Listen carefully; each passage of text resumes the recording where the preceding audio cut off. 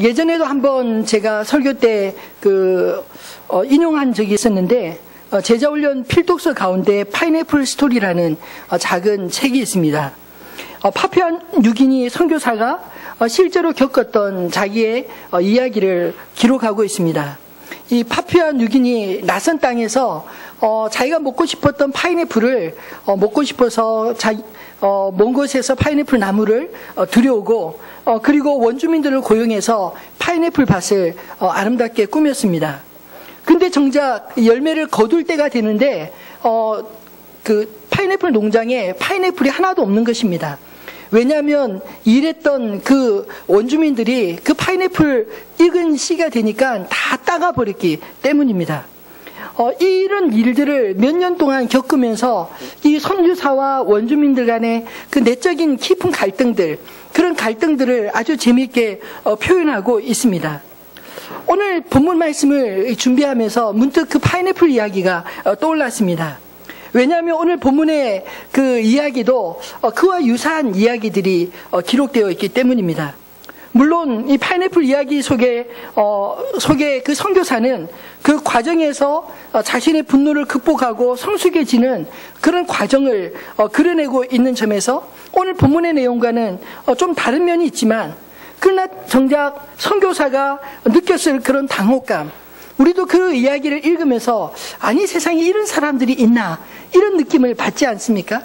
근데 사실 예수님께서 오늘 들려주신 이 비유의 말씀을 우리가 그 비유의 말씀을 그대로 잘 듣는다면 아니 세상에 이런 사람이 어떻게 있을 수 있나 싶은 그런 느낌을 오늘 본문 속에서도 동일하게 받을 수 있지 않을까요? 여러분 오늘 이 말씀을 접할 때 어떤 느낌이 드십니까? 아마도 이 선교사가 느꼈던 그런 황당함, 예수님께서 이 비유를 들어주실 때 이 비유를 들었던 사람들도 동일하게 참 황당한 일이다 이렇게 느끼지 않았을까요? 이 비유를 마치신 후에 예수님은 그 비유를 들었던 그 당시의 대제사장들이나 그리고 바리새인들에게 되물었습니다. 그러면 포도원 주인이 올 때 그 농부들을 어떻게 하겠느냐?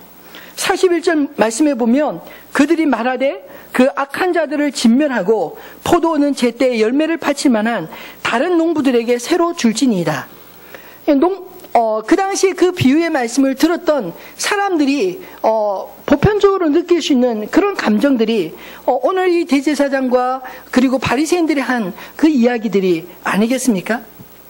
사실 파인애플 스토리처럼 결론이 참 훈훈하게 맺어지면 좋겠지만 오늘 본문의 말씀은 사실 안타깝게도 비극적으로 마무리 짓고 있기 때문에 이 농부들의 악행에 대해서 더한 분노가 느껴지는 것입니다. 그렇기 때문에 본문을 대하면서 사실 몇 가지 쉽지 않은 그런 질문들이 떠올랐습니다. 아니 도대체 왜 농부들은 약속을 이렇게 잘 어기고 정당한 대가를 지불하려 하지 않았을까? 이런 질문들이 떠올랐고요. 또 왜 주인의 종들을 그렇게 핍박하고 주인의 아들까지도 죽이려고 그렇게 모의했을까? 이것도 참 이해가 안 됐고요. 그리고 무엇보다 이 주인의 입장에서 이런 모든 악행을 알면서도 어떻게 종들을 끊임없이 보내며 심지어 자기의 하나밖에 없는 아들까지 보내려고 하는 마음을 가질 수 있었을까? 사실 저는 이 말씀을 묵상하면서 제3자 입장에서 보면 참 이해도 안 되고 그리고 또 참 어렵게 느껴지는 그런 내용의 말씀입니다. 마치 우리 어머니들이 그 드라마를 보다 보면 그 드라마의 주인공과 또 악역을 맡은 그런 사람들이 항상 갈등 관계를 맺지 않습니까? 그럴 때마다 이 엄마들이 거기에 이렇게 몰입되면 그 악역을 맡은 사람이 왜 그렇게 미운지 몰라요. 그래서 정작 그 배우까지도 꼴 보기 싫어 뭐 이런 식의 표정을 짓고 말을 하시는 것들을 자주 보곤 합니다. 우리가 오늘 본문 말씀을 접할 때 사실은 그런 느낌을 가지고 접하는 것이 사실 오늘 본문을 대하는 그런 태도라고 생각합니다. 그렇다면 예수님께서 오늘 이 비유의 말씀, 참 이해가 안 되는 이 분노할 수밖에 없는 이런 황당한 사건의 이야기를 예수님은 왜 들려주셨을까요? 사실 이 말씀은 대단히 중요한 말씀입니다. 비유들 가운데 그러니까 복음서에 마태, 마가, 누가 공간 복음서에 다 기록된 비유들이 사실 몇 개 되지 않는데 공통적으로 기록된 비유 가운데 이 비유가 대단히 중요한 역할을 감당하고 있기 때문입니다. 2000년 전으로 내려가서 예수님이 이 비유를 왜 들려주셨을까요? 사실 이 비유의 핵심은 예수님이 어떠한 고난을 받고 죽으실 것인지를 미리 예고하시는 그런 말씀입니다. 뿐만 아니라 하나님의 사랑에 대한, 하나님의 인내에 대해서 말씀하고 있습니다. 구약시대에 수많은 선지자들을 보내었을 때 그 백성들이 하나님의 선지자들을 얼마나 많이 핍박하였는지 그것들을 보여주고 계시고, 그리고 그 하나님의 사랑에 대해서 극악하게 반역하는 그 백성들의 이야기, 그래서 그들은 심판받을 수밖에 없다라는 것을 분명하게 선고하고 있습니다. 아니, 오늘 본문에 보면 참 재미있게도 예수님이 비유를 끝에 이들을 어떻게 하겠느냐라고 말할 때 바리새인과 그리고 대제사장들이 자기들의 입으로 그들은 진멸하고 정당하게 세를 줄 자들에게 바꿔야 된다, 그 농부들을 바꿔야 된다, 이렇게 말을 한 것처럼 하나님께서 그들을 심판할 수밖에 없음에 대해서 선고하고 있는 말씀입니다. 그리고 그 뒤에 건축자들의 버린 돌이 모퉁이의 머릿돌이 된다는 것은 포도 농부들 같이, 그 악한 농부들과 같이 예수님을 그들을 버린다 할지라도 하나님은 예수님을 머릿돌 삼으셔서 새로운 하나님 나라를 세워가실 그런 계획, 그 비전에 대해서 오늘 이 말씀은 세 가지로 들려주고 있는 것입니다. 그렇다면 오늘 우리가 2000년 지난 오늘 우리에게 이 말씀은 어떤 의미가 있을까요? 사실 제3자 입장에서 분노하는 그런 우리들에게 사실 그 악한 농부들이 어쩌면 우리일 수도 있다라는 사실에 우리가 경고의 말씀으로 들어야 마땅하지 않을까요? 이해할 수 없는 이 주인의 인내와 그 사랑의 마음을 통해서 독생자를 내어주시는 이해할 수 없는 하나님의 사랑을 발견하게 됩니다. 또 이해할 수 없는 이 농부들의 악한 반응을 보면서 하나님의 사랑에 대해서 우리가 어떻게 반응해야 될지를 또한 깨달을 수 있지 않을까요? 저는 오늘 말씀을 통해서 이 포도 농부들의 문제를 살펴보면서 우리가 하나님의 사랑에 어떻게 반응해야 되는지 두 가지로 살펴보고 싶습니다. 그 첫 번째로는 언약을 잘 지켜야 한다는 것입니다. 농부들의 행위가 사실 이해하기 어려운 것은 그들이 계약을 철저하게 무시하고 깨트려 버렸기 때문입니다. 사실 모든 거래에는 계약이 따르지 않습니까? 오늘 본문에도 보면 33절에 이 포도원 주인이 아름다운 포도원을 만들고 그리고 새로 농부들에게 주고 타국으로 갔다라고 이야기를 합니다. 이 말은 그 포도원 주인과 포도 농부 사이에 계약이 있었다는 것을 의미하는 것이죠. 그리고 그 계약에 따라서 열매 맺을 때가 되었을 때 이 주인은 당당하게 그 종들을 보내어서 열매를 거두고자 했던 것입니다. 그럼에도 불구하고 이 농부들은 그 계약을 철저하게 무시하고 말았습니다. 사실 2달 전에 저희도 이제 그 이사할 때가 돼서 이사집을 알아보고 있는 중에 저희 그 돈에 맞는 그런 집을 하나 봐두었습니다. 그리고 이사를 하려고 계약금을 이렇게 딱 걸었는데 밤에 계약을 걸고 이제 아침에 가서 부동산에서 계약합시다, 이게 다 이야기가 됐는데 아침에 부동산에서 갑자기 전화가 오는 거예요. 저 주인이 좀 마음이 바뀌었는데 좀 돈을 더 올려주시든지 아니면 파기하시든지 이렇게 이야기를 하는 거예요. 그래서 올려주는 거는 맞지 않는 것 같아. 그래서 그냥 파기를 했거든요. 근데 저는 이사를 참 많이 다녔다고 생각했지만 그런 적은 처음이었습니다. 근데 더 중요한 거는 사실 상식적으로 저는 이제 그 세입자가 계약을 하고 파기하면 그냥 계약금 날린다는 건 알았거든요. 근데 주인이 파기하면 주인이 계약금만큼 돌려준다는 걸 그때 처음 알았습니다. 그래서 사실 불로소득을 한 100만 원 정도 벌었는데 나중에 생각하니까 그때 한 200만 원, 300만 원 좀 걸어둘 걸 아쉬운 마음이 들더라고요. 어쨌든 계약이라는 게 이렇게 중요한 거구나. 어느 한쪽이 일방적으로 파기하면 한쪽이 보상을 하는 거구나 하는 것을 사실 그때 깨닫게 되었습니다. 근데 얼마 전에 우리가 마태복음 20장에서 포도원 일꾼을 고용하는 주인의 비유 우리가 살펴보지 않았습니까? 이른 아침부터 포도원 일꾼을 부르고 마지막 1시까지 1시간 남겨두고 포도원을 위해서 일꾼을 부르는 그 주인의 비유 말입니다. 근데 이 포도원 그 주인의 그 메시지는 사실 관대함과 사랑을 표현하는 하나님을 보여주시는 그런 메시지입니다. 오늘 본문에서도 포도원 주인은 누구를 가르칠까요? 관대하고 사랑이 많은 끝까지 참고 인내하는 그 하나님의 마음을 보여주시는 것이 아닐까요? 하나님은 우리에게 언약을 주시고 그리고 그 언약을 함께 지켜가면서 하나님과 우리의 관계를 돈독하게 만드시는 것, 그것이 사실 우리가 성경을 통해서 하나님을 이해할 수 있는 아주 중요한 것이라는 것을 깨닫게 됩니다. 그 언약은 사실 물질적인 계약이 아닙니다. 사랑의 언약인 것입니다. 우리가 하나님의 자녀로서 하나님을 사랑하고 또 하나님이 우리에게 사랑을 베풀고자 하시는 의미의 언약을 이야기하고 있습니다. 창세기 19장에 보면 하나님과 아브라함의 언약이 기록되고 있는데 하나님께서 아브라함과 그 후손과 맺을 언약을 위해서 짐승 몇 마리를 이렇게 그 각을 뜨고 절반으로 나누고 그리고 하나님의 응답으로 하늘에서 불이 나눈 그 사이를 지나가는 그 대목이 성경에 기록되어 있습니다. 이것은 고대시대에 언약을 체결하는 아주 보편적인 언약의 방법인데 그 언약을 먼저 깨트리는 자는 그 고기와 같이 쪼개물 당할 것이라는 엄중한 그런 약속을 의미하는 것입니다. 하나님은 우리가 성경을 통해서 보듯이 하나님이 먼저 언약을 깨트리신 적은 한 번도 없습니다. 문제는 언약을 잘 잃어버리고 그리고 자기에 맞게 해석하고 깨트리는 인간에게 문제가 있다는 것을 우리가 성경을 통해서 볼 수 있지 않습니까?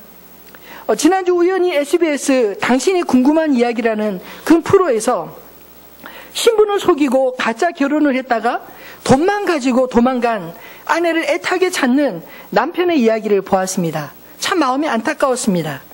수년 동안 남의 신분증에 인물로 살아가며 남편을 기만하고 결혼이라는 신성하고 아름다운 언약을 깨트리는 그 아픈 이야기를 들을 때 대부분의 사람들이 느끼는 마음은 어떻습니까?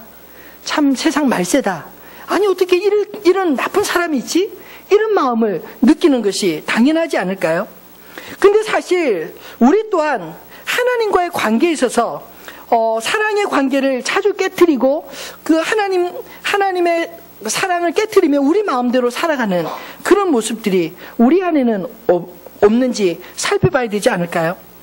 그런 사건을 접하면 분노하고 안타까워하면서 정작 우리가 그렇게 살아가는 모습들을 바라보지 못한다면 그것은 아무런 교훈도 되지 않는 것입니다. 사실 농부들도 처음에 일하게 될 때부터 이렇게 마음이 변하게 되었을까요? 아마도 그렇지 않았을 것입니다.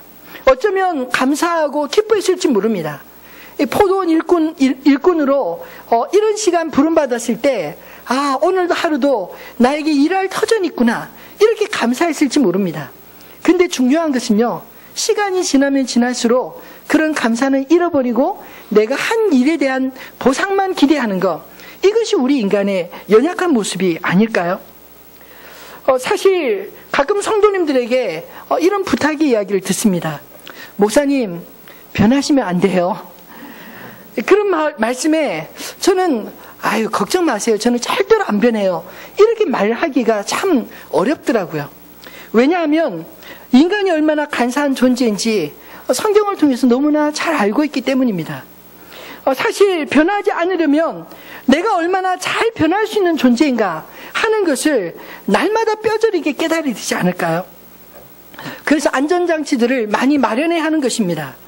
나의 연약함을 날마다 고백할 때 그나마 조금이라도 내가 변하지 않으려고 애를 쓰게 되는데 사실 난 절대로 변하지 않습니다. 이런 사람 제일 무섭더라고요. 제일 잘 변할 가능성이 높기 때문이죠. 여러분, 우리는 하루라도 하나님 앞에서 하나님의 말씀을 대하지 않으면 다 자기 잘난 맛에 살 수밖에 없는 그런 연약한 존재들입니다. 성경이 끊임없이 우리에게 전해주는 말씀들이 무엇입니까?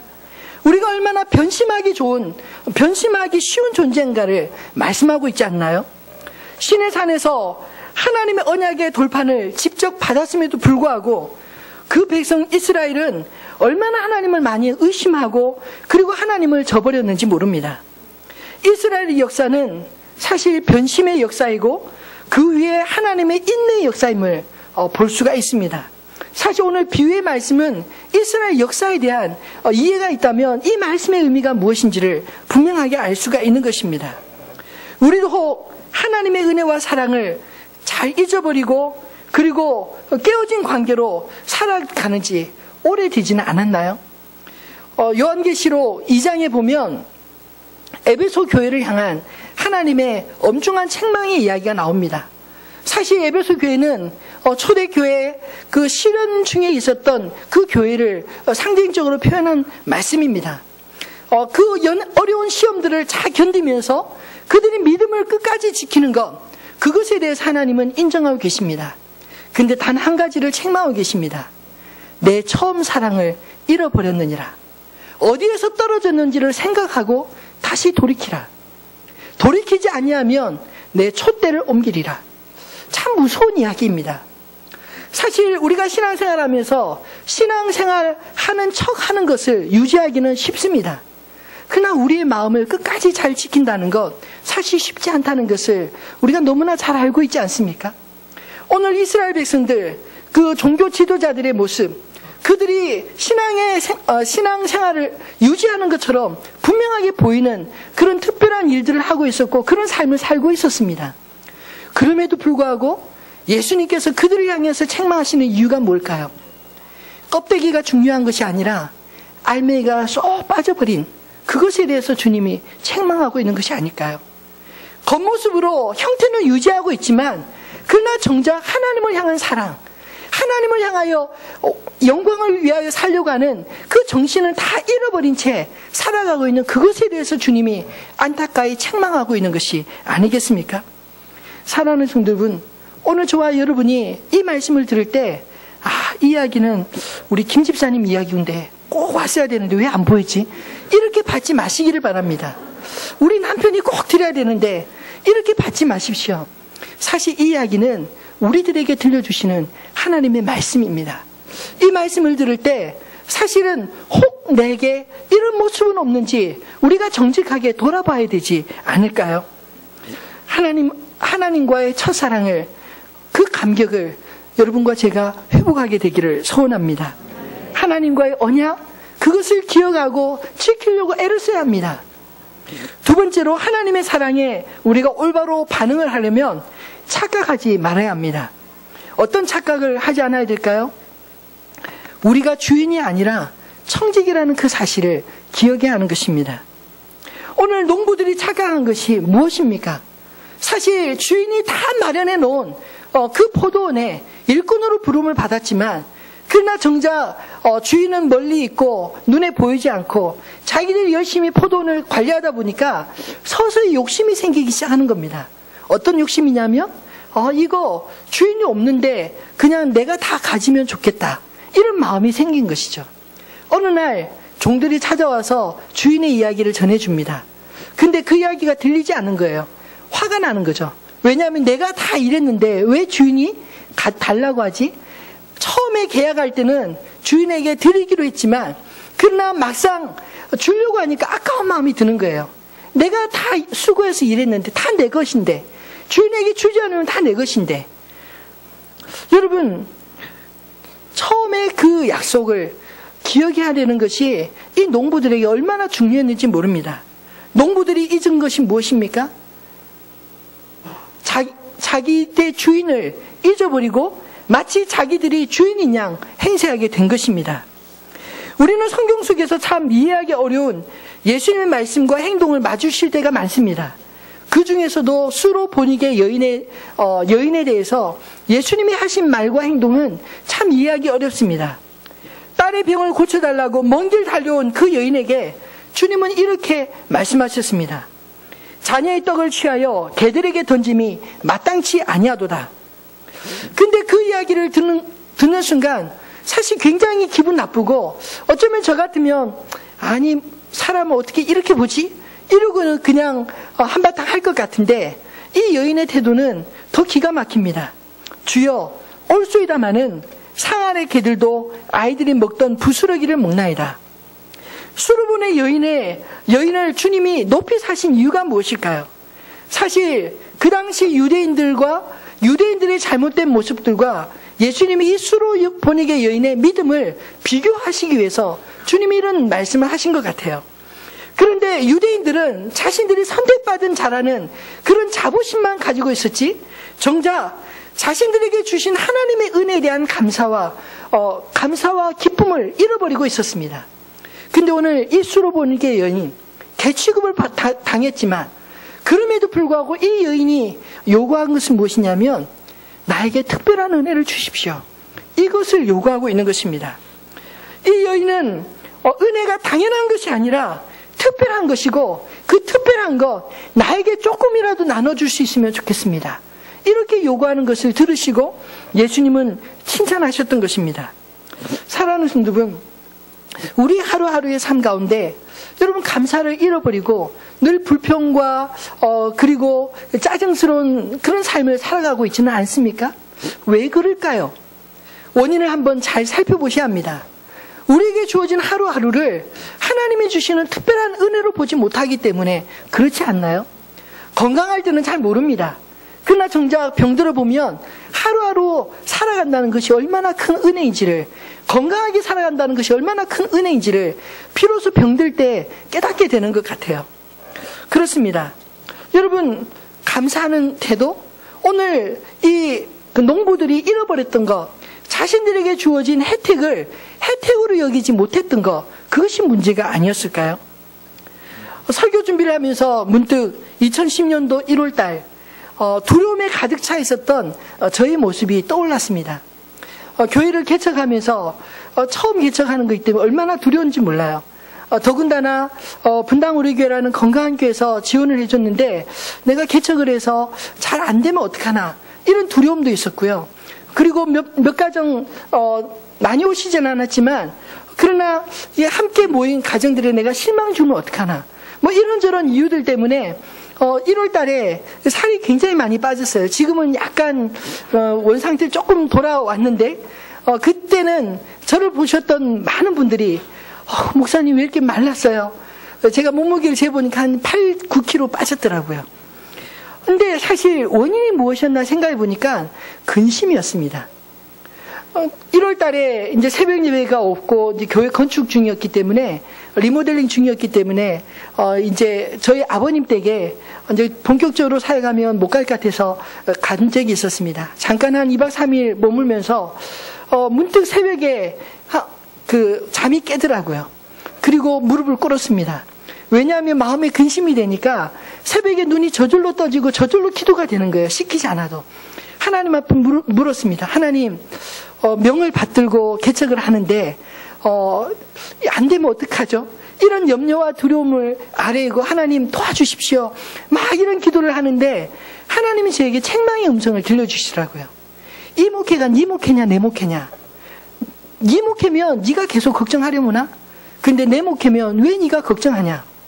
사실 우리가 기도하면서 제가 그 당시 착각했던 게 무엇이냐면, 내 목회에 하나님이 특별하게 은혜를 주셔야 됩니다. 하나님 특별하게 은혜를 주십시오. 이렇게 간구하고 있었던 것입니다. 근데 하나님이 그때 저에게 깨닫게 해주신 거 뭐냐면, 네가 기도한 게 잘못됐다.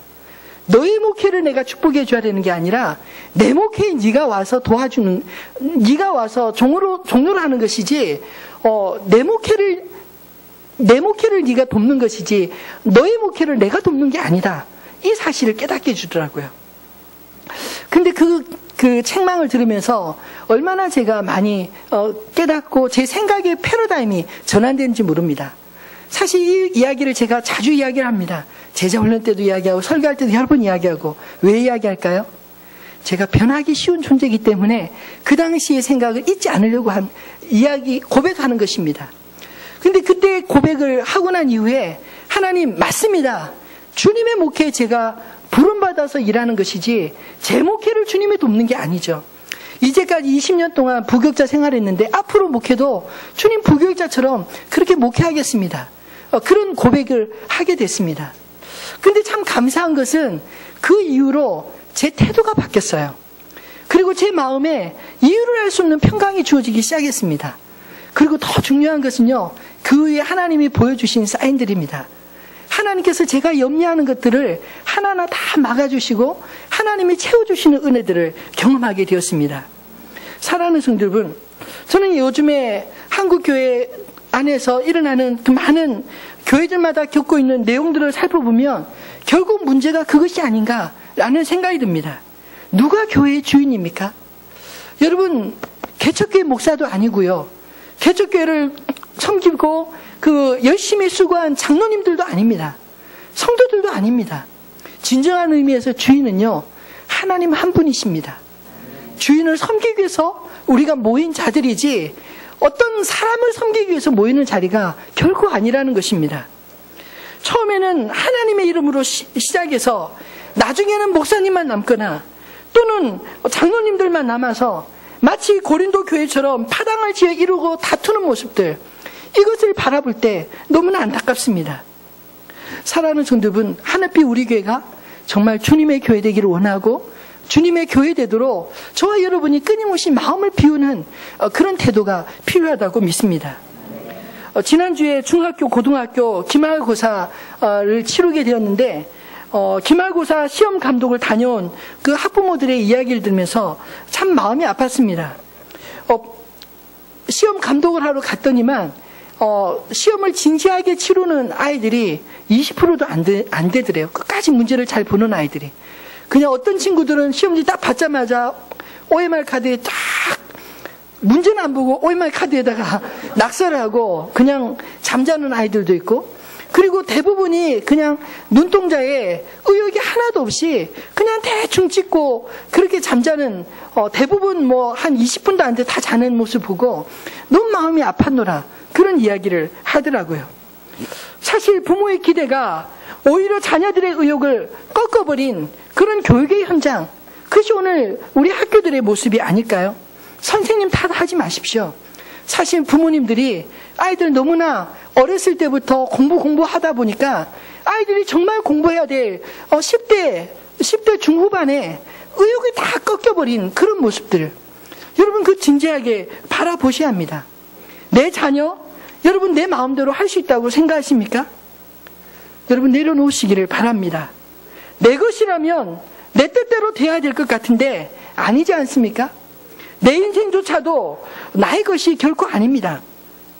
내가 살고 싶은 만큼 천수 만수를 누리는 것도 아니고 오늘 밤에라도 하나님이 부르시면 모든 거 그냥 내려놓고 가야 되는 것, 그것이 우리 인생이 아닌가요? 그러므로 우리가 잊지 말아야 될 것이 있다면 우리 인생에 주인이 있다는 사실, 그 사실을 잊지 말아야 할 것입니다. 하나님이 그 아들을 보내어 주신 것은 우리의 결단을 촉구하는 최후의 통첩입니다. 뻔히 강도 같은 자들에게 희생될 것을 아시면서도 그 아들을 보내주신 하나님은 사랑이십니다. 이 사랑 앞에 우리가 어떻게 반응을 해야 할까요? 오늘 본문과 비슷한 상황을 성경 속에서 또 하나를 찾을 수 있습니다. 우리아의 아내 바세바를 취하는 과정에서 우리아를 은밀하게 죽이고 완전 범죄를 꿈꾸던 다윗 앞에 어느 날 나단 선지자가 찾아왔습니다. 그리고 하나의 비유를 들어줍니다. 한 부자에게 양 100마리가 있고 또 한 가난한 사람에게 양 1마리가 있는데, 부자가 자기 양을 잡아먹지 않고 손님이 오니까 자기 양을 잡아먹지 않고 가난한 자의 1마리밖에 없는 그 새끼 암양을 잡아먹었습니다.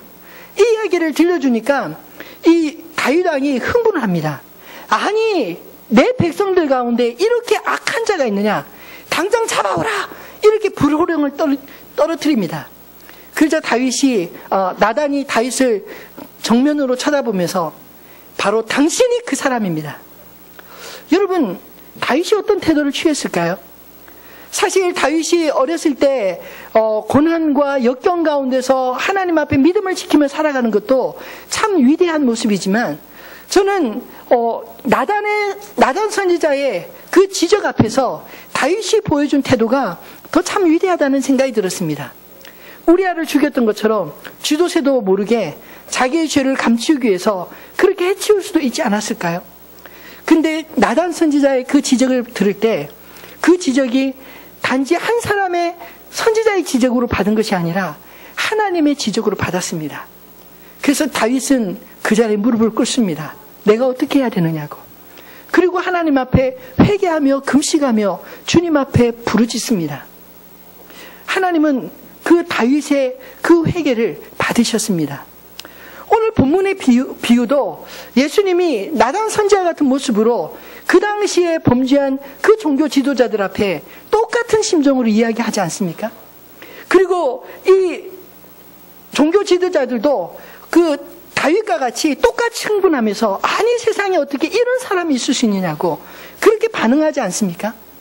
근데 그 다음의 차이가 너무나 다르게 차이가 나는 것입니다. 다윗은 무릎 꿇고 회개했는데 이 사람들은 그 사실이 자기들에게 한 말인 줄을 깨닫고는 그 다음에 어떻게 하여 이 예수를 죽일까 공모하였다라고 말하고 있기 때문입니다. 사랑하는 성도 여러분, 하나님의 말씀 앞에서 우리가 어떤 태도를 취해야 할까요?